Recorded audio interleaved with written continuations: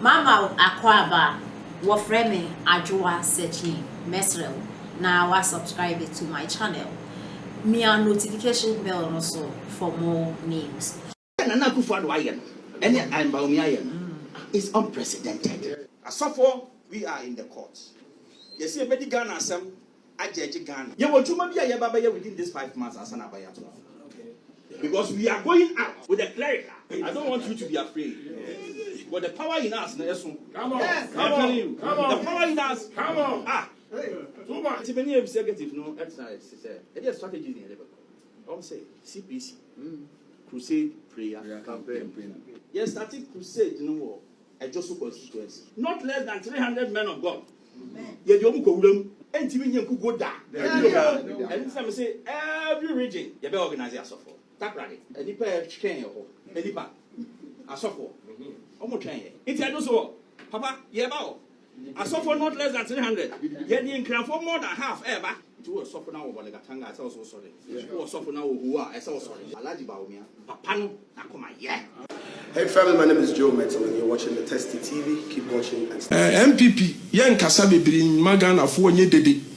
Because ye kasabe brin na akoya te say, ade na wo ton no wo forso ni pase chinchine ade ne ye e gold nso san forso ne set to gold no nso disi a etimi ye we medika da otumfo ya santeman wura ase efise me du ho be so almost 6 o'clock anopa yese hunu bi penti se de ebe ya obi nkofa asem foforo onye den embe kan kire ye nti na me wo hobi na waba could you imagine say first in the history of Ghana I am for more than 200 and etiwa na omo twa nipa ba akwa na ba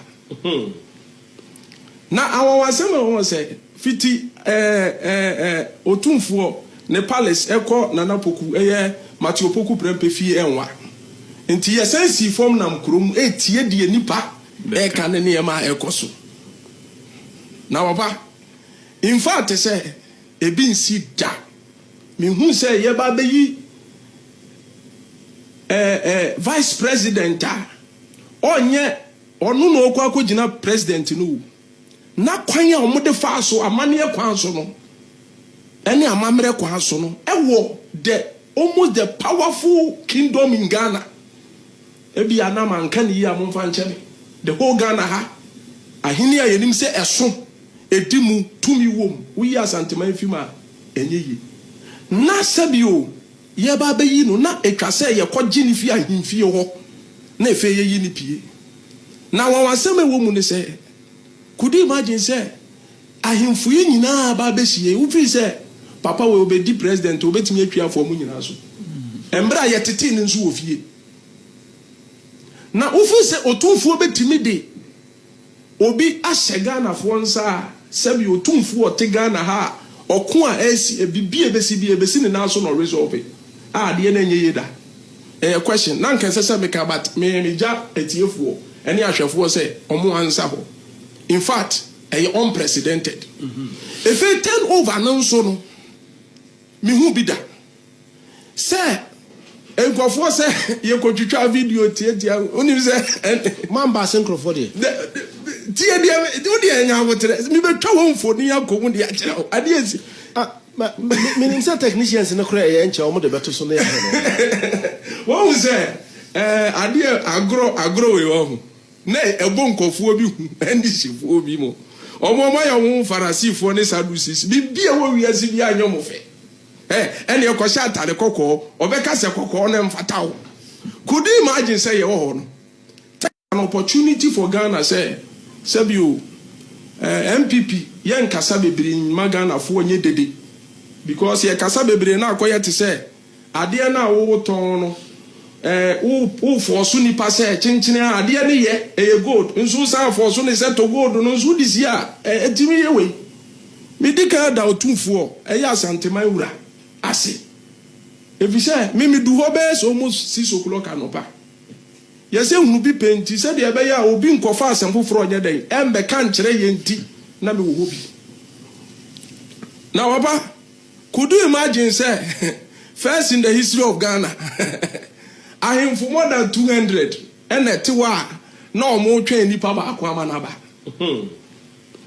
na awawasem won say fiti otumfuo ne palace eko nanapoku eye matiopoku prempe fi enwa nti yesensi form nam krom etie die nipa e kan ne ma ekoso na baba in fact say ebi nsi da me hu say ye ba beyi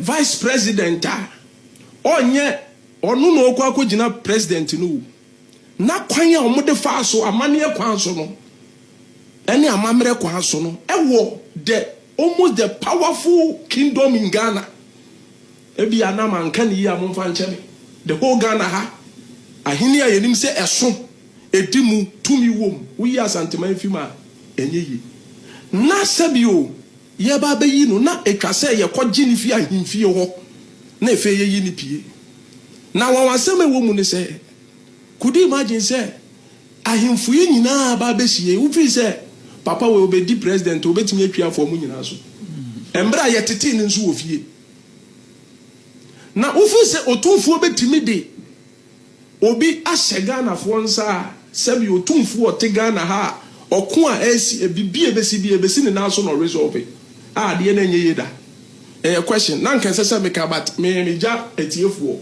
ene ahwefo se omo ansa ho in fact unprecedented if it turn over no so no me hu bida say enkofo se ye kotwitwa video tie oni se mamba senkrofo de tie de odi enya wotre me betwa won foni akomu de akere ade esi meaning say technicians no kra ye enche omo de beto so na ya no won say ade agro we wo na ebo nkofo bi hu andi sifo bi mo omo ma ya won farasifo ne sadusis bibia wo wiase bi anyo fe ene e kwhya atare kokko obeka se kokko na mfatawo could you imagine say ye wo no an opportunity for Ghana say sabio NPP ye nkasa bebre magana fo onye dede because ye kasa bebre na akoye te say ade na wo ton no wo force nipa say chinchine ade ne ye e gold nso sa force ne say to gold no nso disi a etimi ye we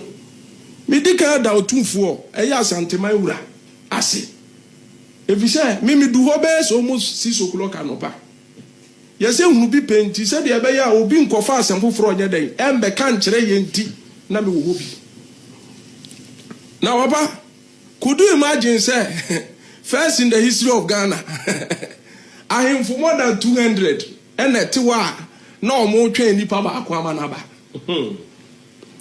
na awawasem won say fiti otumfo ne palace it wasn't fully completed though. But now yes here we ultimately free Mahama Sam because ono na yeye. That's right. And untino ebasa no a NDC can own it.